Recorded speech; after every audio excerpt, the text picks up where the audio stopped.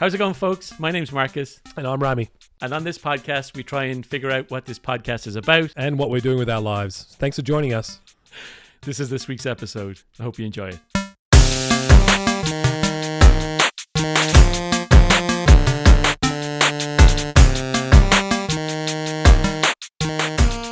Your background sporting last week as well, this week as well. Wife's amazing work. This is a Kelly Dunnigan piece. Yeah, I'm trying to get her to do NFTs. There's a few on there. Surely. This is a mate of mine in Limerick in Ireland, actually. This is called the Human Slug in Repose. So my nickname used to be the Human Slug, which is an attractive nickname for anyone, especially when you're like 18 and those things matter to the ladies. Brings in all the ladies. Here's my mate, Greg, Dave, Pram, the Human Slug. So this was a sketch of me he did when I was a teenager, and it's called The Human Slug in Repose. So thanks for that, Patter. It's even it's original.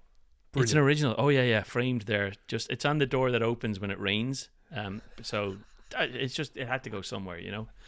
I'm trying to get Kelly to do the NFT thing. I was genuinely like, I feel like it's the wild west of NFTs right now, and when I look at the Gary V NFTs, you know, he's literally sitting at his desk drawing stuff with a marker, with a Sharpie.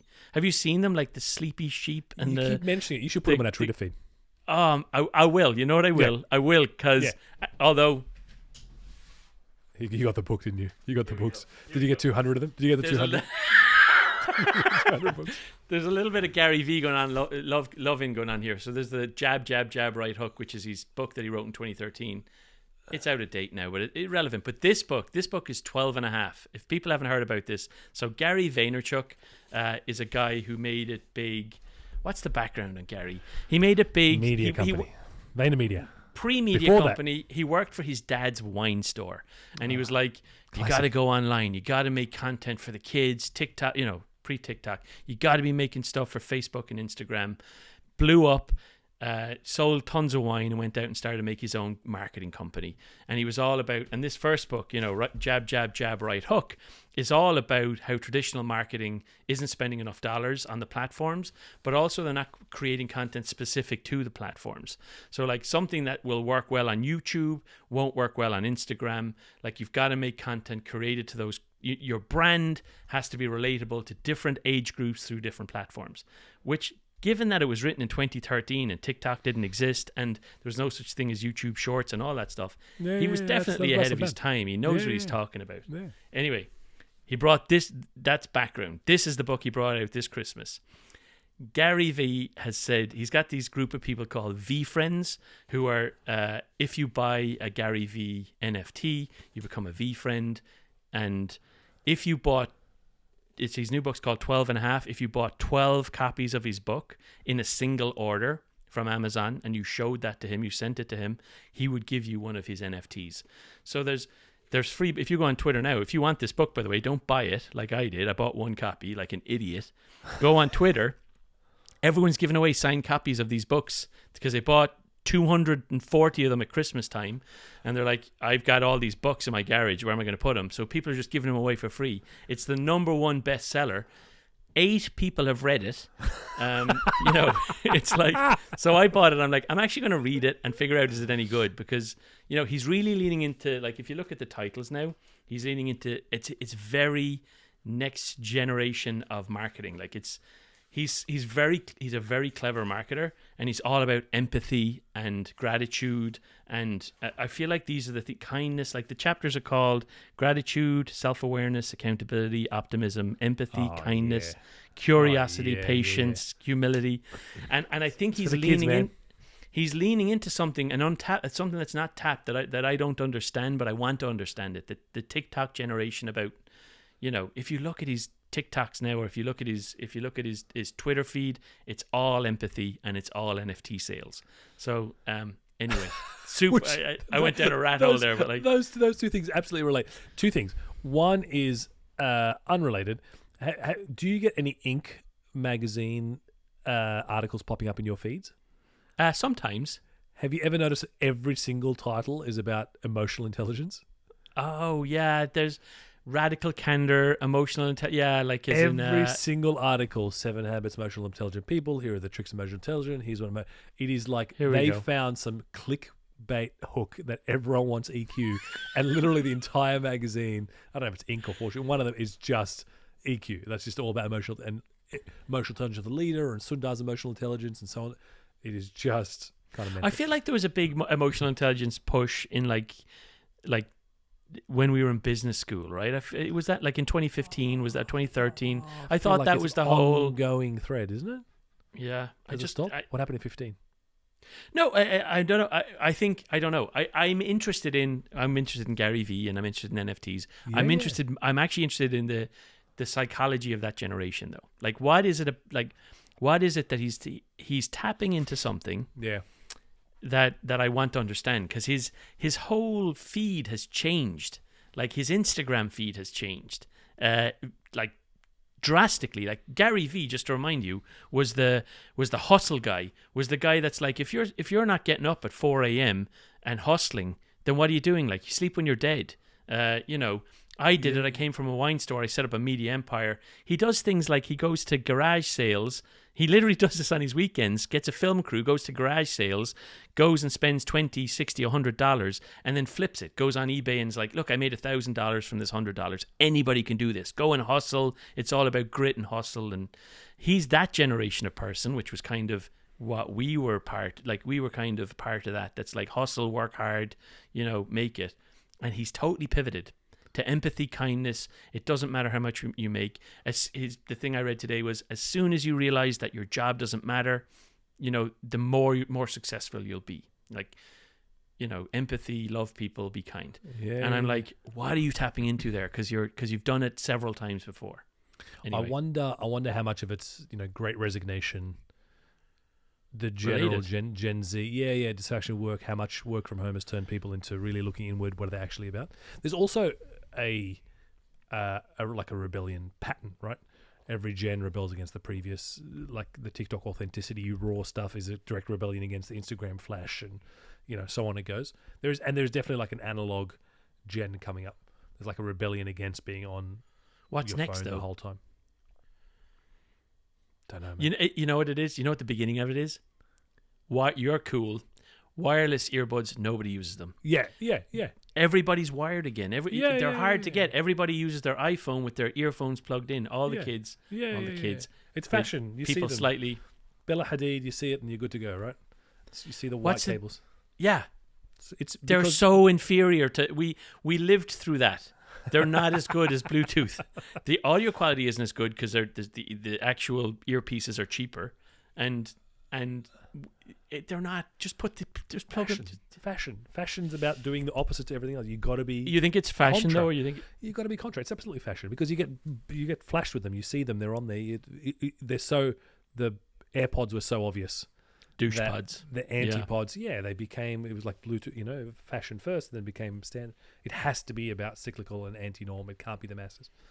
And it goes back to what you were talking about last week. It's the rise of the creator. So it's going to be, you think this generation is going to be artists and fashion designers? I think if you are drawing something and you're not turning it into an NFT today, what are you doing? You need to get Kel. Kel absolutely sorted. I'm trying to get my mum to turn it into NFTs. I would love to.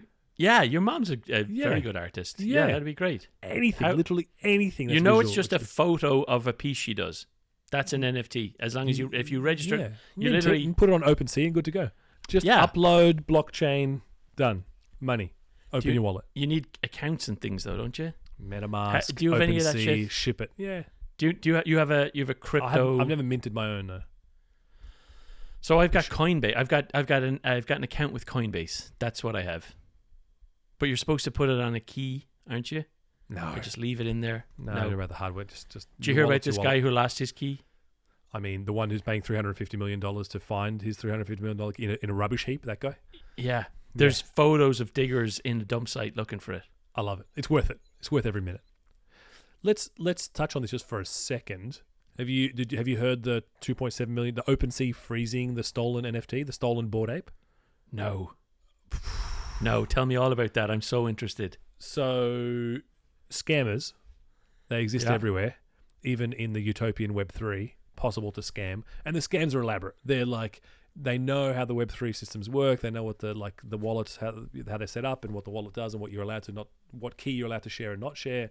They get you somehow into like a screen sharing setup.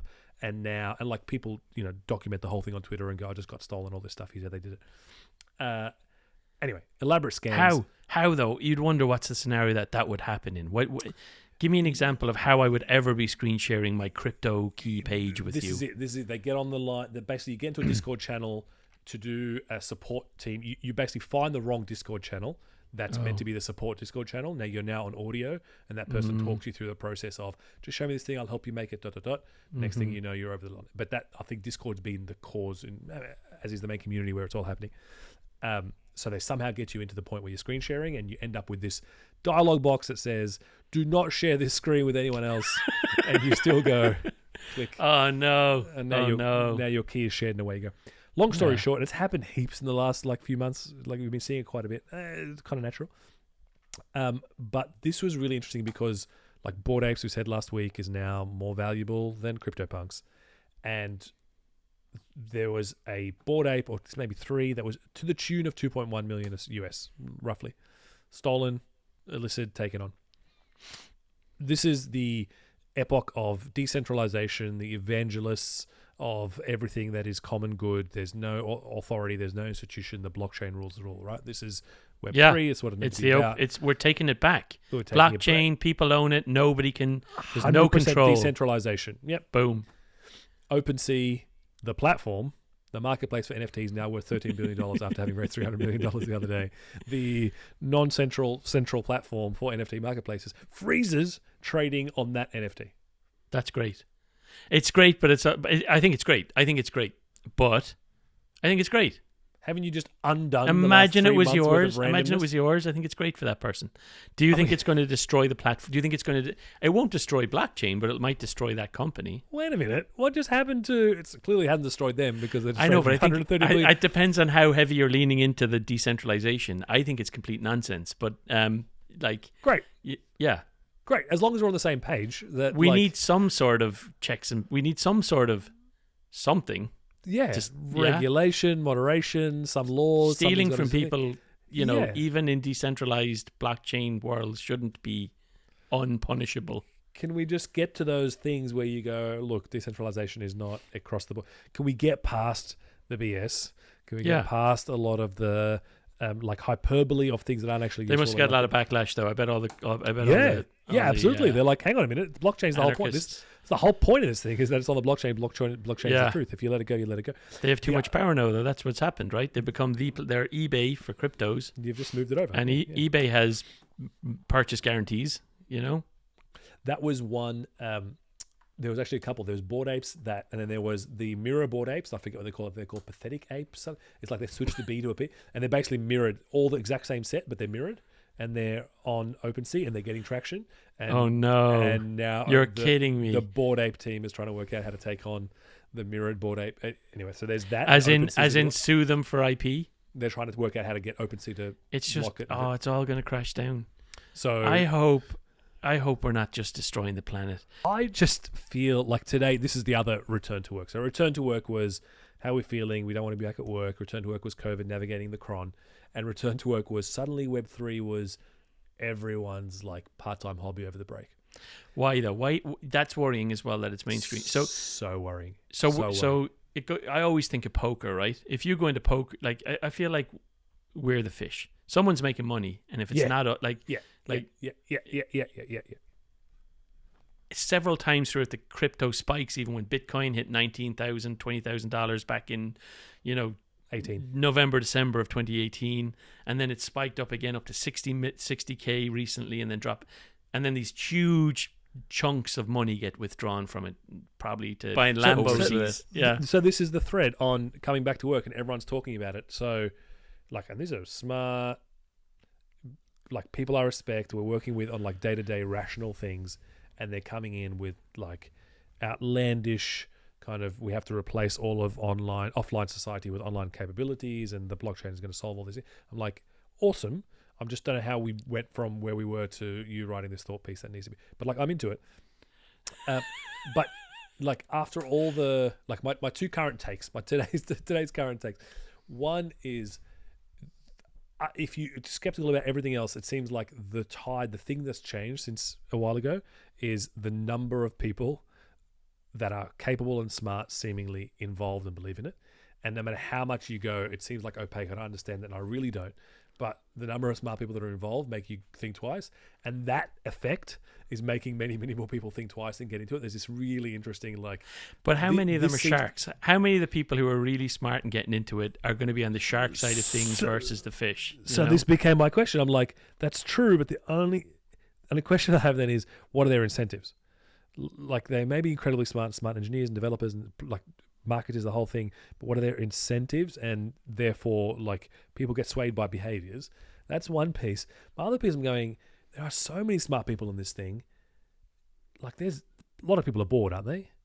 Are they just bored of what they were doing before? Are they bored of the are they bored of all of the tech that's still to be developed? Are they bored of all of the value that they bored of, like the standard run? Have we just run the course on like what it is to build like better products and better apps and help B2Bs and build better consumer? Are we just done? Is that what just happened? Is this just a cyclical thing? What happened before the .com bust? Like, what was the equivalent of the previous generation to that? Is this not just something we do generationally where there's a bubble and everyone feels like it's a bubble, and some of the things are not, some of the things are real and some of the things are not? Like, is this not just something that happens over and over again? It all depends. It all depends. Well, I mean, all of them are real. It's just the timing is. All of them that happen are real by definition. The question is, if you believe it is a part of the cycle, then in that case, this is going to be this will be the next wave, and therefore you're absolutely right. If you're the 20-something looking for your next gig, you should be joining a Web3 startup because you want to be part of the next big thing. So we may be just happening. You know, we may be watching it happen live in our time right now. Even in terms of podcast, if we talk about NFTs and cryptos every time, the fact that we got the 100 views we got is because I said we talk about NFTs in it and we talk about cryptos, and this is not a crypto podcast, but creator economy, your click-through rate, if you're a YouTuber and you're creating content and that content is about how to make money with Web3 or cryptos your ad revenue, the money you can expect to make for each video, for each view, is higher than any other. So finance videos and crypto videos, specifically crypto videos, make more money than anything else right now. Amazing. So that must mean there's a massive market for people who are trying to educate themselves on this. Amazing. In many ways, it's self-prophetic, right? Like, it will be self-fulfilling. The mere fact of the number of people and energy and the amount of work and thought power that's going to will make it a thing in one way, shape, or another. Yeah, and there'll be winners, as always, Google and Facebook and the ones that survived the last wave, and Amazon, Jeff Bezos. Yeah. But like, is Gary V the next Jeff Bezos? Like, who's the who's coming out the other side of this? That's a good question. I mean, the platforms, the on-ramps, the off-ramps, the marketplaces, clearly. Like OpenSea worth $13 billion. Yeah, OpenSea. Wow. What about they're now traditional? What about Robinhood and they were the startups? They're gone. I mean, are they part of this? Coinbase, are they part of this? Yeah, those wallet providers. The exchanges, why not Robinhood? The exchanges are there because Robinhood's stuck in. I mean, they could if they become like an exchange, but they're not. They support a handful of cryptos and they're stuck in ETF land. They're ETF. They're stuck in regular equities, and if they go into all the other stuff, it's all good stuff, but they're still trading the market. To do the pivot and become Coinbase and go everything regular exchange, it's going to be pretty intense. And there's a lot of portfolio products now laid on top of the exchanges, so that market's kind of being taken on. But yeah, like if you look across the board, every part of the stack needs to be replicated, right? You need the wallets, you need the exchanges, you need the marketplaces, you need the identity, everything's going to be redone. And you're already seeing some of the key people kind of moving in. The number of wallets, like, I don't know if you've installed MetaMask and Rainbow, you clearly see it's like the Web2 designers have like shifted over and just gone, here's what Web3 looks like now. And it's flash, it's nice, it's clean. And it's kind of it's the same stuff, but it's hooking into a kind of a wallet or whatever in the back. So you're saying Web3 has a design style. Oh, yeah. Because we talked last week about. Tell me more about that. Last week we talked about the NFTs that are being created are to appeal to a generation that has money, which is so there's a lot of like gaming, 8-bit, 16-bit type graphics, things like that. Yeah. But tell me about Web3 aesthetic. Yeah. I think separate from that. It's exact. So I think it's literally like the UI design patterns are like the UX patterns are where like the leading tech design not design houses, the design teams and leading tech kind of left off, and they've jumped over. It's like your Figma forerunners, they've jumped over, and your drop shadows are just right, and the radius is perfect. Your transitions are spot on. Everyone's running in React or whatever's running on top of it, and then they've layered in the Web3 backend. It's like it's the same folks kind of jumping in. I wonder what that aesthetic is. I wonder whether they'll define it as something different. I don't know. Yeah. It's still an iOS app. Like it's not still an iOS app, operating system, right? Maybe I'm connecting two things that are totally different, but I think of Web3 and the metaverse being very connected. Like I feel like the changes in UI that will have to happen, like actual paradigms to support metaverse stuff. Yeah, like the multi-platform, the way that we used to create apps that was like, will it work on desktop and web and mobile? Have you thought about mobile? Responsive, yeah. Everyone's going to be using mobile, you know. I feel like there's going to be, I feel like that there's like something, there's like there's an AI, VR, immersive part of Web3 that kind of needs to be thought about, you know. I'm still not fully connecting the two in my mind, but you're spot on. I think they are very much converging. Like there has to be an identity story. There has to be a, distribution. There has to be kind of good ownership. All of that has to be part of the metaverse piece, and all of those institutions replicated online because that's how the metaverse operates, or whatever. God, who would it complete nonsense. But it is, my overriding take today kind of struck me that there is a lot of folks who just became dissatisfied. I'm wondering how much of it's connected with the Great Resignation. That enough folks are kind of dissatisfied something with different, the nature of their work and the nature of, and they've just gone, I'm capable, I'm smart. Let's blow this shit up. Like, I can't help but think there's something more fundamental. Like there's a way. I think you're right. You're definitely tapping into something there. I was thinking that the Great Resignation was not actually for people who worked in software development or UI or web development. I thought the Great Resignation was when they said 40% of people are going to change their jobs. They know they can work from home now. I thought it was that like there's a big teaching crisis here in the US because nobody wants to go in and teach kids anymore. It's just like that's a hard job. It's underpaid. I want to go and do something else. I actually didn't. What you're saying is that the Great Resignation, I see it. There's a lot of CVs coming on desks where people are changing companies right now. Yeah. But I didn't think it was. I suppose my bias was it wasn't as prolific in tech because things are already pretty good. We already worked at home a lot. We already logged in through our computers, and what's so different now? Yeah, you realize that you the white collar jobs is just you connected to a computer and you're staring at a screen all day, and the satisfaction that you had from engaging and I think it completely flattened what work is for white collar, be it tech or anywhere in between. And all of a sudden, you're looking for meaning in the right places, probably. Right? You're looking for meaning in what were frivolous things that you had in the office and the social connection, the things that would glue and kind of carry you over, now have become that they're gone. And now you're a school teacher now, don't you? You're going the other way.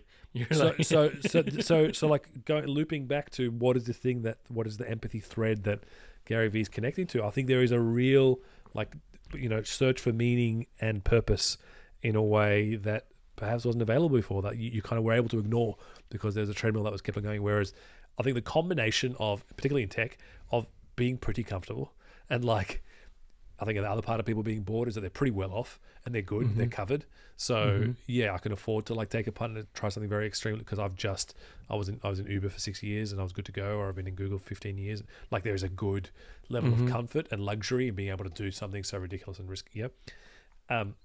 But I think the kind of search for something other, because you've suddenly realized that your role is just flat and you're trying to find where there is meaning where there wasn't before. So I think the hyperbole and some of the like rhetoric is caught up with tech, where you're changing the world and actually what you're doing is improving clicks on an ad. All of a sudden, I think that's caught up to you, because when you're sitting at home and every meeting is the same and work looks exactly the same, and it's either a doc or a deck or a meeting, and it just, where is the actual product? Mm-hmm. I think that's really insightful. I think where's the actual product? I think that's really insightful. Like, yeah. Anyway, but yeah, that plus inflation, by the way, I think it's done a good job of, because no one's paying their. Do you care about inflation?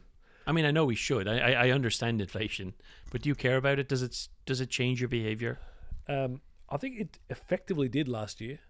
Effectively, like I changed jobs early last year, not because of inflation, but part of the thing was, let's look around, see what the opportunities are. It was a nice inflection point, and like compensations reflected inflation, and internally, everyone has to renegotiate and resort it out. So it was just like a small mechanical piece to it, but I think it was very real. I think inflation effectively does it change your investing behavior in any way? Like, do you have like less cash now or anything like that? I just get panicky is what happens, because all I think is, if I'm not investing, it's going backwards. It's just it's bloody. No, I do too, and I've got some cash out just for we might end up at we're probably going to try and buy a place in Ireland this year, and so we have to keep some cash out, and it's just 7%. It stresses the life out of me, but also.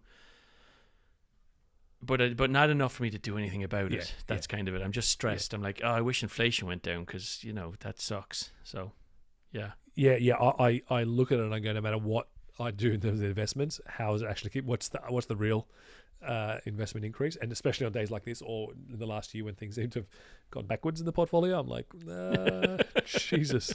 Yeah, but you'd have really, I don't know. I think, use. Tesla's key, no matter what. It doesn't matter what you do with as long as you've got Tesla stock, your job done. Oh no, only watch the snippets that people post to Twitter. First of all, everyone hates CES this year. I don't know why. It's suddenly not cool. Twitter's going all about, right? Twitter's all over. Thank God I'm not there, because they all had to bail, and they all justify going, thank God I'm not there. Yeah, it's still. I would still like to go. 100%. Anyway, mate of mine's there at the moment. No, I've not gone. Mate of mine's there at the moment. I'm going to meet him on Sunday. Today, BMW unveiled the changing colors. Thoughts on this? Changing colors, e-ink. Oh, so they're using the same technology from Kindles. So you can press a button in the car and it changes from white to black to grey. Thoughts? I couldn't tell whether it was anything other than white, black, and grey. Was there any other color? That's it. No, it's e-ink. Yeah. So it's like all it can do is push the ink to the surface or not. That's right. I'm like, all right, that's kind of limiting. Like, I could do with a little more flexibility. Like, cute. I'm still blown away. There are commercial airlines that have the electronically controlled windows, the actual like opacity. Yeah. Like, I'm still like, that's commercial. That's there. and like, I feel like we could do some genuine color changing cars and like have paint job, like have the whole thing as some beautiful wrapped around LED. I feel like the black to white, as cute as the demo is and as passive and all that sort of stuff, like cute. I don't know. Those panels as well. Each panel individually is like has got e-ink in it, and it's like, what a disaster. Yeah. Imagine that cleaned up on the freeway. I don't buy that that's where BMW has to differentiate. Honestly, my second thought was, you're stuck. Like, you've got your i4 range coming out. You're trying to take on Tesla on the other side, and you've gone, let's look at the vendor. Autonomous vehicles? No, what we've gone for this year is e-ink on the body paint. You're like, no. You've got, someone's looked at some tricks and has decided this is a hole. What's going? Have you been watching the Biden or the existing folks in office going out of their way to thank GM, General Motors, for bringing specifically for bringing EVs to the masses. Yeah. Thank you, GM, for innovating in a way that no one else has done before, and really making them desirable and available to the masses. And having these like conferences and things, and not inviting Elon, obviously, which is kind of fantastic. But it is. What's that about? So I remember one of the reasons they didn't invite Elon was because it was specifically to do with the tax credit, and Tesla not being already sorted out their credit. They've already used them all up because they're first on the scene, meant that like there's no point them talking about it. But the narrative around bringing it to the masses, look, like there's a whole bunch of history from the bailouts to the retooling, even Obama era. It's like, let's get Detroit sorted. I I wonder, like, if Tesla has brought EV to the masses, not like clear Tesla owner, every Tesla, like Tesla's the most common thing driving around us. It's clearly masses here, but this, like, you're Ford F-150 owner, the Ford F-150 Lightning that they went with 20,000 run, now they're at 40, then they went to 80, now they're 150 run, because like, that is masses, that is middle America, that is genuinely people who refuse to listen to Tesla. I'm very keen to see their numbers. I went to configure you can order them since yesterday. I don't know if you went online. The configurator tool is out. I'm not the masses, mate. I'm not the F-150 audience. It's exactly $20,000 more expensive for each model. So, like, for the they've got the base model called the XT, and then there's like an XLT. The one I have is the Lariat with some leather. Like, it's just basically you want that, and that one is like 47,000 for the petrol version and 67,000 for the Is it actually bringing it to the masses? I just wonder how many folks in the middle of America are going to be paying, like, for F-150, most sold car in America, most common vehicle in America. Right. Everybody loves it. I'm wondering how, for this to be bringing it to the masses, it needs to be folks, in Oklahoma who are putting the money into it, because it's got all-wheel drive and it's got a 300-mile range, and it can power your house. It's got a generator included, all that stuff. Are they going to buy it? Are they going to spend $20,000 more and buy it, or are they going to buy a gas one because it's $20,000 cheaper? But they've been made aware of it. They've been made aware it's there, and they're now, hang on a minute, my favorite car, the most popular car in the US. And you know how they've been made aware of it? Biden. Because GM. Thanks to GM. Thanks to GM. They've been made aware of it because Elon Musk in his marketing campaign tied one to the back of his Cybertruck, which doesn't exist, and dragged it backwards up the hill. And then it's like, he just dragged a regular 150, didn't he? He dragged an F-150 for front wheel drive up a hill, and so they took off, and the Cybertruck dragged it effortlessly up a hill. And then they did, like, retested it the next day, and they found more equitable ways of doing it and put some traction control on the 150. There was I think the comparison was, it's power to mass ratio, right? So the Cybertruck is twice as heavy, right? So, and the Ford F-150 was a front wheel drive only. The Cybertruck four wheel drive. Right. It wasn't a fair test. I'm not saying it was a fair test. I'm saying the reason Ford had to do this. I mean, I feel like that forced their hand. It was like, you reckon that was the thing with it's not. Of course it is. You reckon that was it? They've gone, no. Tesla attacked their number one selling product in the world. Yeah. They've gone, we need to show up. What I am enjoying is that none of this is what Biden was. Biden was talking about GM, not Ford. He's talking about Hummer. And the Hummer, like, is definitely not like the massive. But the crab walk is genius. As far as like a marketing, it is the changing color panel of BMW. No. It's genius. It's for when you're stuck in those zigzag ravines, and you need to be able to go slightly 45 degrees and then slightly 40. That is, if I had $1 for every time that I got myself into one of those situations. How rich would you be? I probably, it's hard to say. Be hard to count. Berkeley has a lot of zigzag ravines, doesn't it? It does. A lot of those. You see the video? The video is fantastic. It's not about the ravines. It's about the salt lake. It's a crab. Yeah, it's great. Brilliant. Yeah. I'm into it. I don't know. What do you reckon that's about? Other than, like, we paid them lots, we bailed them out. There's some sort of politics going on. What's it about? There's Detroit, like you said. I wondered if it have something to do with the SEC as well. Like, Musk has come out and said, look, I want to be clear. I don't respect the SEC. In an interview, someone said, well, it's the SEC. He's like, I want to be very, very clear. I absolutely don't respect the SEC. I don't care about them. And then he got fined $20 million. You're like, okay. Whatever. So, like, there's definitely some anti-government stuff out of him. He's like, he doesn't play. I feel like he doesn't do well at the political game if for someone at his level in the way that he should be. I feel like he's brilliant at it.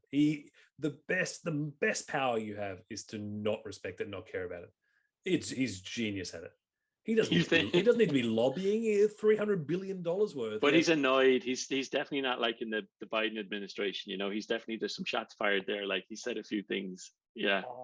So, yeah, like, there has to be some tactics coming out of. There's no way it's some 20-year-old speechwriter. It's somewhere in the White House who's writing this thing, and he's going, we're not just not going to acknowledge Tesla. We're going to actively say something that will antagonize. How can we, what's the thing? Yeah. So surely, like, that's great PR. That made a whole bunch of people who wouldn't otherwise care what Biden was saying suddenly talk. Like, there's a deliberate play there. I don't know what was going on. I'm not following any of the US politics. There's something there that's quite funny. Yeah. Very, very, very, very interesting. I think it is. I think it's an interesting time for EVs. I do think it's starting to be. It's getting into open season, right? It's the best. There's Rivian now, right? Truck off. You've got Lightning. You've got Rivian coming out. You've got Tesla saying they're not going to be bringing out the Cybertruck till 2024 now. You know, because they've seen the lineup and they're like, nah, we're fine. They rushed it out. They did a ridiculous design. They've gone, oh Jesus, I've seen everyone retooling. We better get something out there and like win the PR game and get some steel ball thrown at the window and break it. And then they've seen it and they've gone, we'll be fine. It's not even them. It's the Hyundai. It's the like IQ5s. It's the Fisker. It's like the number of, and then it's like 3 Chinese brands all kind of getting licensed to at least work in Europe and coming over here. It is an absolute, like, it's an explosion. It's an explosion of models, and it's super exciting.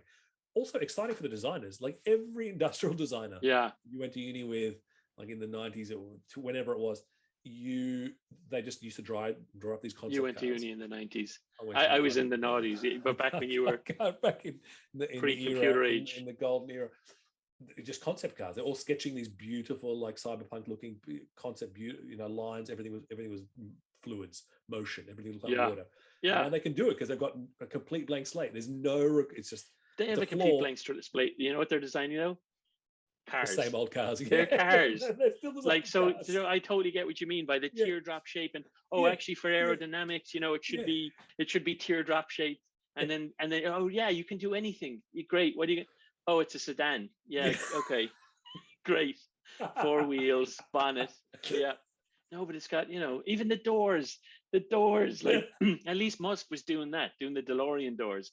Like, I want that from a car, I want. Oh, great. How are you feeling about Tesla sentiment? I would really like a Tesla to be my next car after the truck. I feel like Tesla's not cool anymore in the same way that CES isn't cool anymore. 100%. It's obviously still cool. They're the best EVs. It's got the best charging network. There's updates all the time. It's definitely the best EV. It's been on the market for years. And yet I'm feeling the sentiment of, oh, you got a Tesla, did you? Like, a Tesla's becoming what's the cliche? 100%. Beige. It's basically beige now.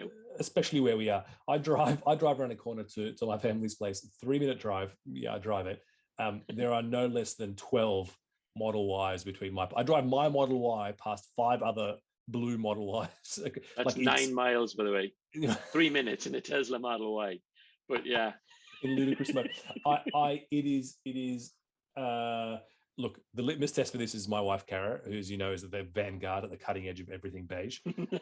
And that's a compliment. And she just got a driver's license, bless her concept. Yeah. And what car would you like to drive? How about we get another Tesla? No, they're lame, aren't they? They're not cool. They're boring. Everyone has them. Here we go. What's cool? That's it. Ford 150. Great. Do it. Obviously. Job done. Obviously. What's cool though? What you want? The Mini or something? Like what is it? Old school? Are we going back to classic? Mini's been floated. A Jeep has been floated. Something. But like, quite literally out of the just visceral response. Nah, it's boring.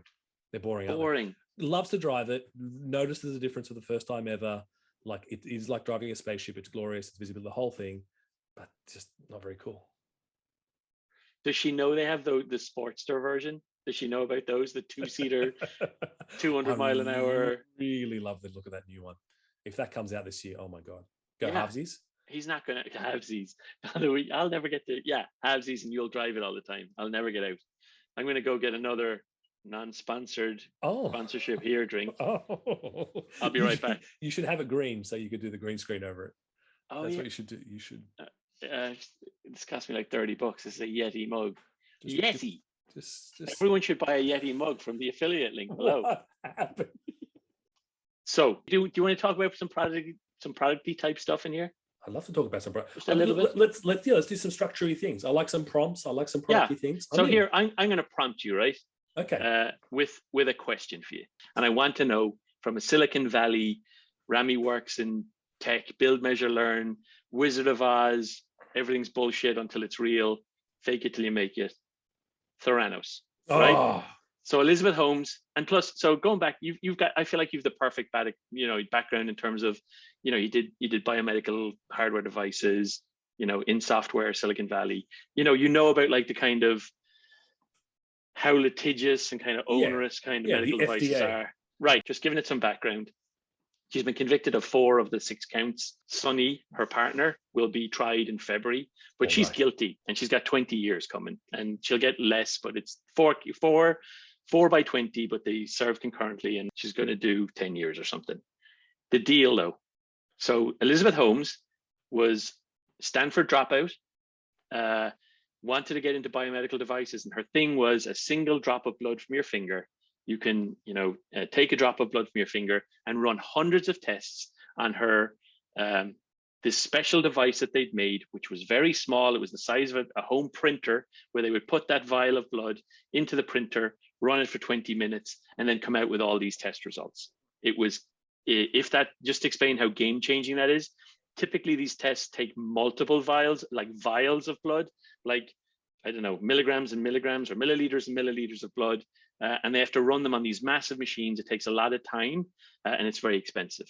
And she was going to change the world with this small thing. The reason it was so revolutionary is you don't need a needle, so it's great for kids. Lots of people don't get tested because of fears of needles. Some people can't have that much blood drawn. There's lots of reasons why just having a pinprick in the end of your finger would be life-changing. The problem with that was the equipment she built didn't work, and she was faking it till she made it. Her hero was Steve Jobs. She wore the black turtlenecks, same wardrobe every day, lowered her voice. Lowered her voice. Just to make sure she sounded like she, authority. Yeah. What might be typical in a tech startup here in Silicon Valley might be, like, for example, Amazon. When Amazon first launched its book service, like when it was very, very small, when they did recommendations, it was manual. So they would say to you, here, based on your persona, we've got these recommendations for you. And it was kind of, it was presented as being an algorithm had created them, but it was really just someone saying that, oh, look, Rami, we should put these 3 other books and show them to Rami and they might suit him, when it was much smaller. And then they built algorithms and it scaled. But that's very typical in companies. We do it when we do beta testing or wireframes, something called the Wizard of Oz, where there's a button in product, they press the red button, and there's nothing behind the red button except people who are doing things and making decisions and offering things up. And that is how it works a lot of the time in tech. There was something different here, though, when she was saying it, that this button does something, this machine does something, because the button was this small machine. She was taking this tiny prick of blood, but she was also taking vials of blood at the same time. And she was not telling investors that. And she was sending those vials of blood to be tested on bigger machines, on industry registered machines. Tell me about that. Tell me how you feel about it. It's straight up fraud. Straight up. It's got nothing to do with smoke tests or mechanical Turk or back end. It is like on every level of the process. It was a disaster. You can have a car, and when you play the radio, there's someone live on the back end, or you can have a car and you've just put a string for the brakes, and if it breaks, you're gone. It's not just the level of severity of something goes wrong. It was a fundamental lie. It's not the same as having a wire instead of a wireless system, and you're going to get wireless eventually. You've essentially said, I lied about the technology, I lied about the execution, I lied about the results, and not even getting to, by the way, the domain you're lying in was mission critical, everyone's life, safety, and everything in between was dependent on it. People who should have been diagnosed weren't diagnosed. You got both false positives and false negatives. It was haywire across the board. So it wasn't even accurate. If Amazon's recommendations are life dependent, and you were going to make any decisions on them beyond, do I buy a book, B book, like, as long as they're accurate, at least maybe you could justify the mechanical Turk. But even that part wasn't good. Even the processes at faking the back end wasn't good. And yeah, the 2 famous ones in the case were, one woman believed her cancer had returned and behaved differently as a result. Another woman believed she was having a miscarriage and she hadn't, and changed behavior as a result. Purely on is the product working? You couldn't even fake it well. And you faked it very, very dangerously. And you faked it dangerously in a sector and industry and a technology stack that required you to tell the truth at multiple stages of the process. Right. From your own engineers to your patients, to your customers, to inspectors and scrutineers from a local lab inspection to the FDA to like all the way up the stack. You were faking it to get through, and like that level of deterministic. If you're doing a wired wireless thing, you're doing the demo on a January because you know you're going to have the wireless technology in February or in 6 months. That's one thing. Everyone pre-announces, everyone shows the flashy, GIF demo, and the thing comes out in a little while. It's in the pipeline. It's on the way. What if she thought it was on the way? I'm sure she did. But well, how is it different then? Yeah, because she pulled the trigger. She pulled the trigger and had it in stock. She basically gave the GIF as the product, and the GIF was very buggy. you can't. It's definitely an interesting question. Okay, fine. So clearly above the line, intuitively it's beyond the line. At least I think we agree. Then let's peel it back. At what point would it have been okay? And it's just so many things would have had to pull back. And there's two completely different sides. There's the business side of it, which is what the actual financial fraud, which is odd that's the thing. Let's go to the criminal charges where you put people at risk. Let's talk about straight up fraud. They're not going for that though, Yeah, it's perhaps it's more deterministic. I mean, they're going to take him on, aren't they? They're going to take Sonny on for criminal charges for sure. Yeah. They're going to make him a solid. I don't know. I should know enough about the details, but it's obviously a really interesting thread around the kind of escalation of your own commitment, the kind of spiraling in the rabbit hole, the following your own belief, the pattern matching with how things are done elsewhere, therefore it's applied here. They were all of that sort of stuff. At the time when it first broke, they were wondering, was it actually a folie à deux? I don't know, I'd never heard that saying before, but in psychology, there's a thing where two people can have the same delusion, the same hallucinations, the same psychotic event. If they're it's been recorded in time, and that was one of the things that was thrown out at the time. I remember reading was is this a folly? These two people who genuinely believed that this thing is real and is happening, or is there something else happening? It was a white collar case. It wasn't, as you said, it was a fraud case rather than a criminal case. Sorry, mate. Have you got a little meeting with Siri? Is there just Siri? I felt jealous. Carol kept ringing you last week, and Kelly didn't care I was out here, so I set some Siri reminders. This is what you need. This is what you need. Just have them set up, just to ping you throughout the whole thing. Just my wife. She loves me. 1 second. I love you. Yeah. Okay. Yeah. Okay. I don't know, mate. What do you think? What's your view? Is it actually? This is being billed as being, classic Silicon Valley gone wild.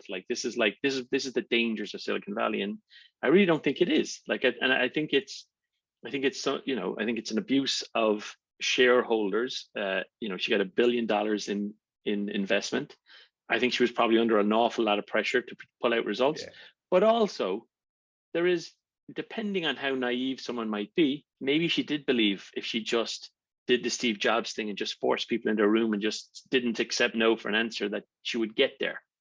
She did that thing that, first they say you're crazy, then or whatever, and then you change the world or whatever. And it's no, not with something that's just not scientifically possible at this time, I think the Silicon Valley chat, I think, is interesting because it's already, it's put out there and a lot of the media goes, this is classic, as you say, Silicon Valley going haywire. I think on a few levels, that's clearly wrong. I think the best signal was all the actual tech VCs, all the Bay Area VCs did not invest. They all smelt a rat. They all thought there was something fishy. They did basic due diligence and nothing worked, short of, I think, John Doe, who was kind of peripheral.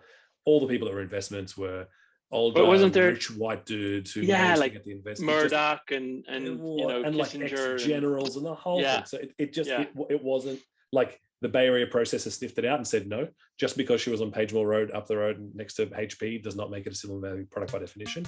Was it Silicon Valley mentality? I mean, you could apply that to cooking, right? It's not about whether it's tech or not. That's okay, let's talk in grandeur and go what we could do.